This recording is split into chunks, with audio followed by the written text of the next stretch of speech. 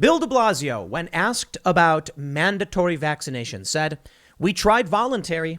The voluntary phase is over." That is to say, the city wants to make vaccine mandates the norm. Now, what does this not mean? They're not going to show up to your house, ask you to provide your papers, and then forcefully give you the vaccine. But they are using soft power and pressure.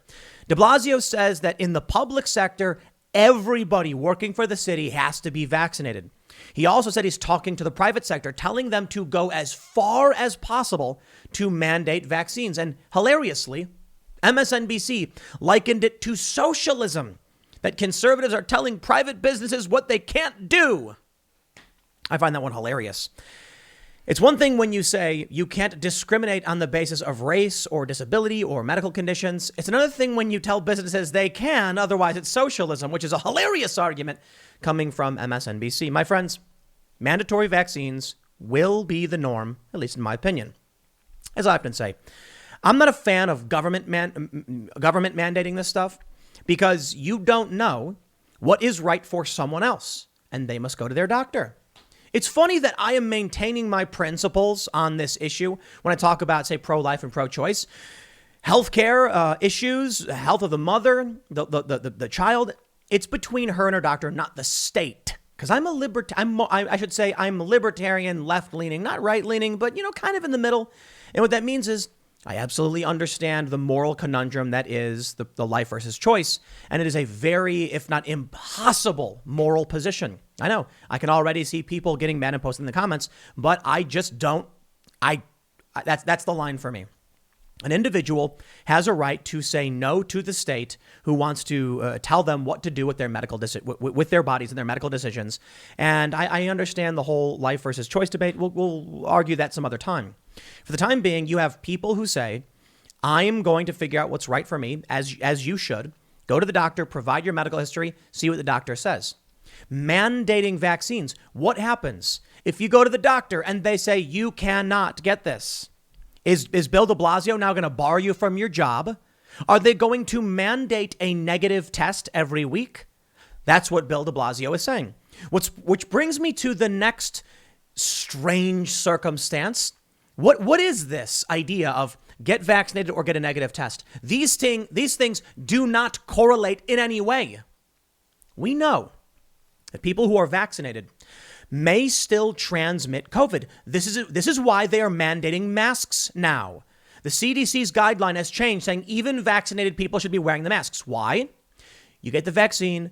It reduces the likelihood you get COVID. It reduces the likelihood you have a severe reaction to COVID. But you can still get COVID and you can still transmit the virus. So they want you to wear a mask, even indoors. What will a negative test prove? If you have COVID and you get a negative test, this part I understand. If your test is positive, they're like, well, we don't want you getting other people sick, right? Okay, that makes sense. If your test shows that you don't have COVID, they'll say, come on and work. But if you have the vaccine and you have COVID and you're asymptomatic and don't know, you can still get other people sick, but they're not going to check. How does that make sense? It literally does not make sense. Bill de Blasio is coming out saying, we want to make it easy for people. You don't got to go every week to get a negative test. So get the vaccine. But there's no correlation. He's literally telling you right now, based on CDC guidelines, they don't care if you get other people sick. It makes no sense. None whatsoever. So yes, this is a soft power vaccine mandate, but it goes beyond just Bill de Blasio. It's going federal. First, from timcast.com. Bill de Blasio, we've tried voluntary. New York City Mayor Bill de Blasio surprised millions of residents in the Big Apple this week when he declared the voluntary phase of COVID vaccinations is over for public workers and municipal employees like firefighters, EMTs, teachers, and others.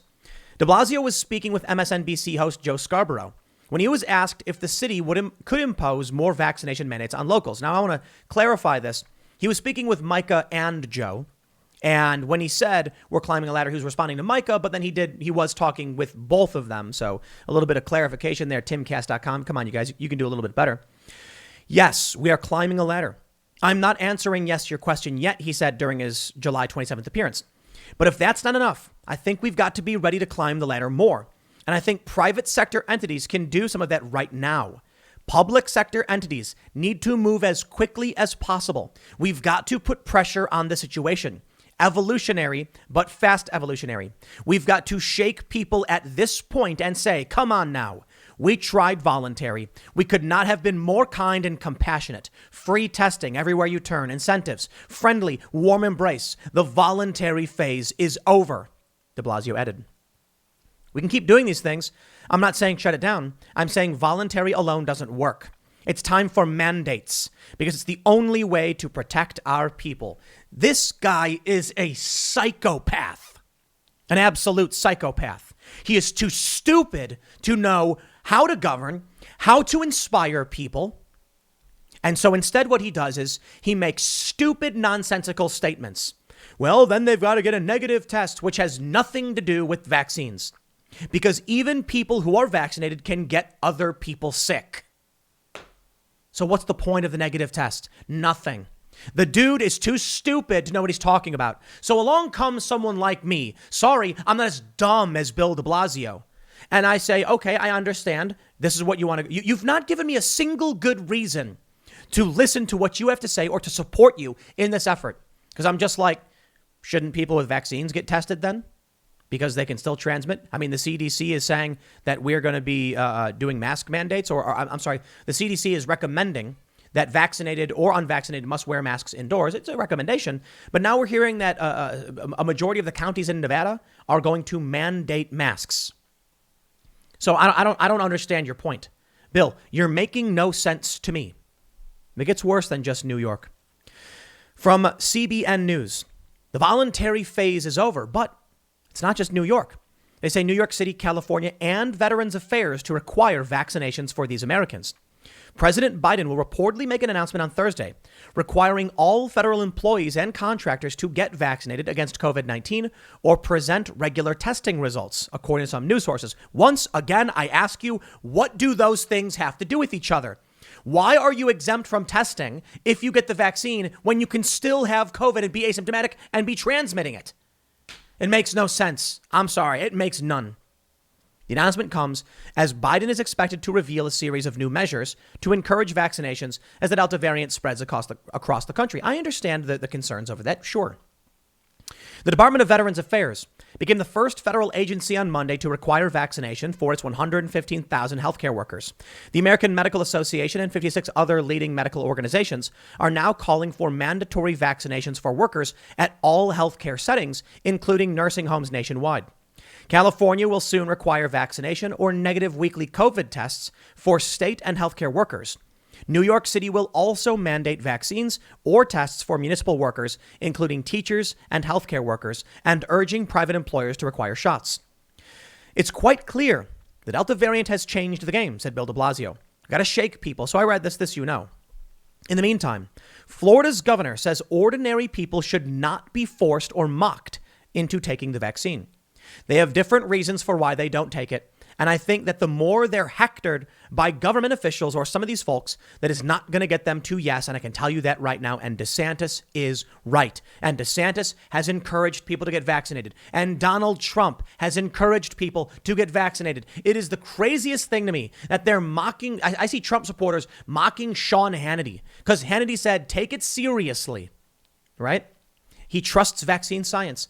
Donald Trump went and got the vaccine almost immediately. This was his project. I'm not a fan of Big Pharma. I think there's a lot of problems with Trump's project, but Trump pulled this one off. He said he was going to do it. They want to rag on the guy for everything he's done. And I'm like, this is the one thing that he said he was going to do, and he did it. And that's the one that they should be celebrating.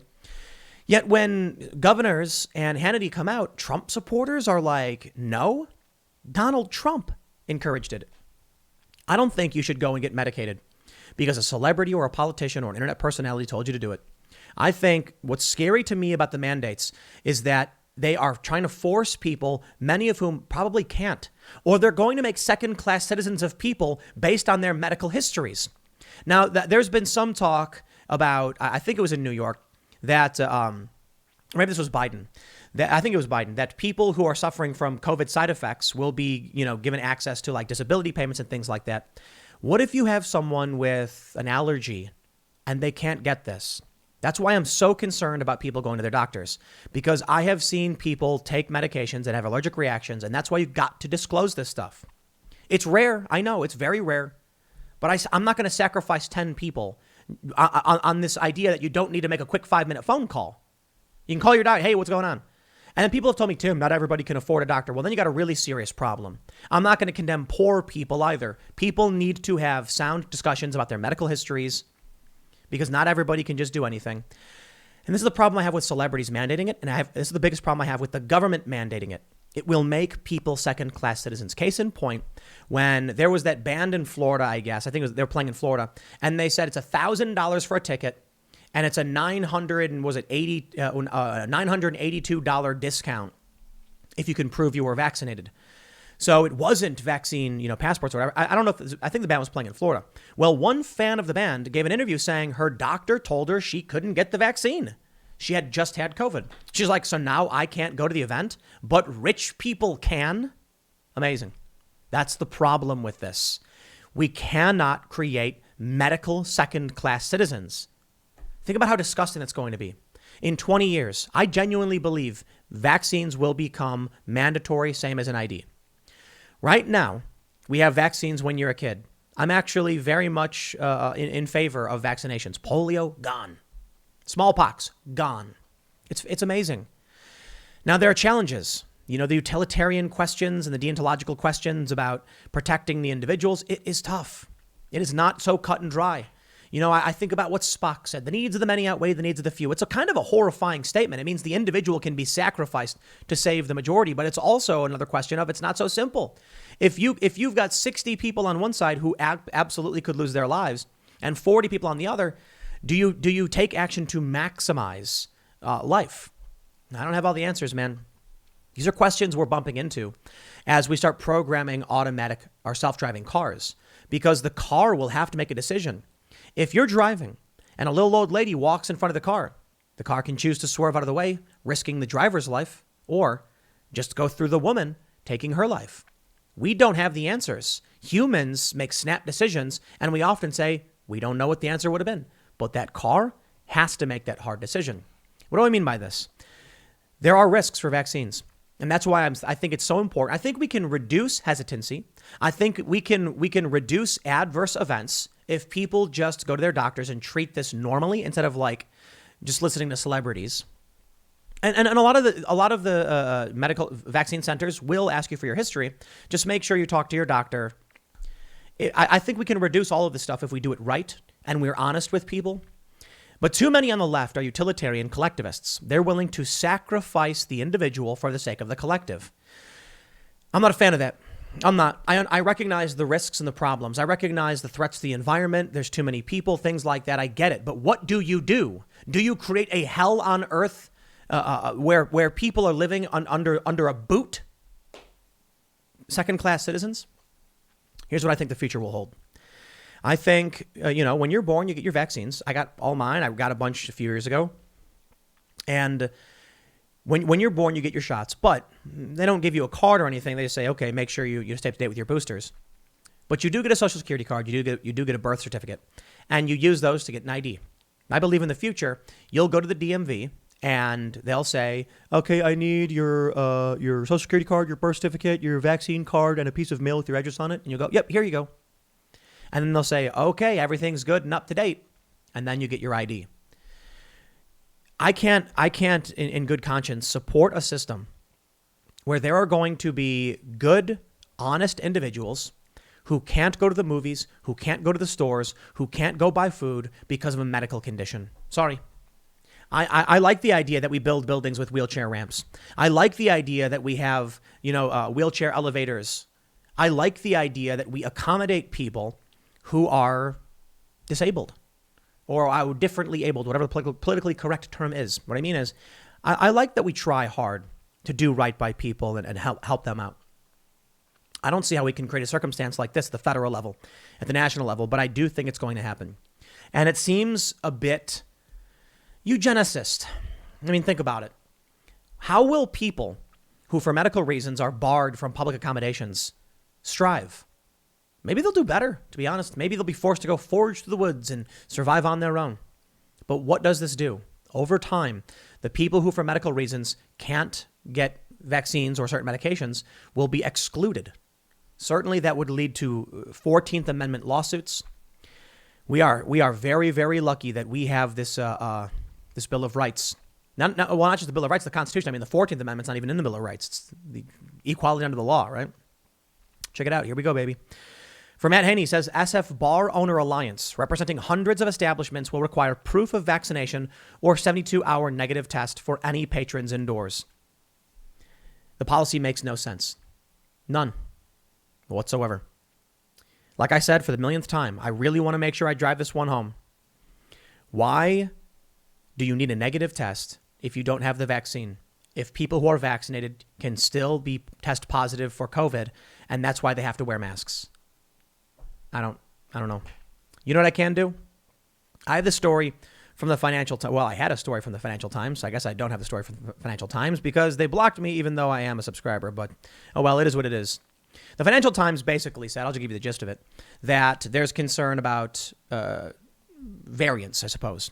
We've got the Epsilon variant. We had the Delta variant, then the Epsilon variant. And now there's another variant that's emerging. And this to me is particularly interesting, especially when you think about lab leak. And I wonder about something.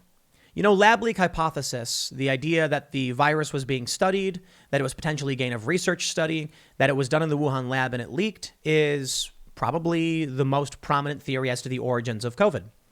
If that's true, that's a really good reason to get the vaccine. It also makes me wonder about the variants and this what Israel reported about vaccine efficacy and what they're saying about masks. Here's what people need to consider. You know, look, if you want, I'll tell you, you want to get vaccine rates to 100%, have another hearing with Rand Paul and Fauci, get to the bottom of what happened with the Wuhan lab. Because I'll tell you this, if news were to break that COVID did leak from the lab, and this is confirmed, and Rand Paul wins and comes out and Fauci is perp walked away for lying to Congress, and then we learned that there was a very serious risk due to gain-of-function research, a lot of people are going to run out for that vaccine. But as it stands right now, the establishment has lied so much about so much, they've lost the trust of the people. Nobody's going to believe it anymore. Let me show you some data points that were posted to Twitter. First, we have this. Phil Kerpen. He is America. What is this? Americom. That's not going to come up. But anyway, he tweets, White House says D.C. is vaxxed, mask on, hot zone with a total COVID hospital census of 21 people.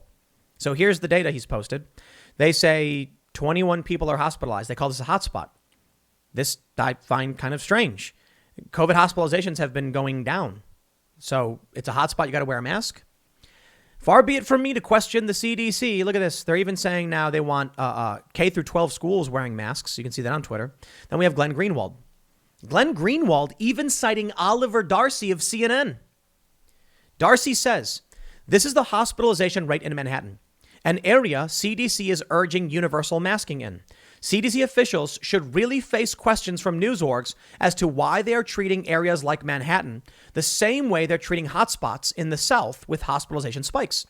And we can see 7-day average for hospitalization is gone down, not going up and not particularly high. CNN is saying this. So I agree with Oliver Darcy. Glenn Greenwald says, it's just clear, using basic faculties of rationality, that much of what the CDC is now doing and saying make no sense, simultaneously insisting that vaccines work, but that vaccinated still must wear masks was always confusing, as is this. It is a heck of a day when I can cite Oliver Darcy as the voice of reason. Now, as they say, a broken clock is right twice a day, but hey, Oliver gets his credit when credit is due. He's pointing out that New York hospitalizations are way down. Yet still the CDC is saying it's a hotspot. None of this makes sense. I'm not going to play this game. If YouTube bans me, so be it. This is stupid and makes no sense. The policies make no sense. You've lost the trust of the people. What you are recommending is contradictory and there's a non sequitur, non-correlated, are not correlated. I don't know what to tell you.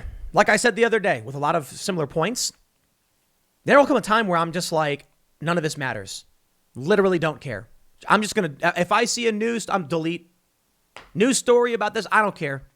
The news has been so contradictory and nonsensical, I can't even tell you what for. Do protests spread COVID? Yes and no at the same time. Because all of these news outlets said the same thing. Black Lives Matter wasn't spreading it, but right-wing protests were spreading it. I certainly don't think politics played a role in whether the virus chose to piggyback on somebody.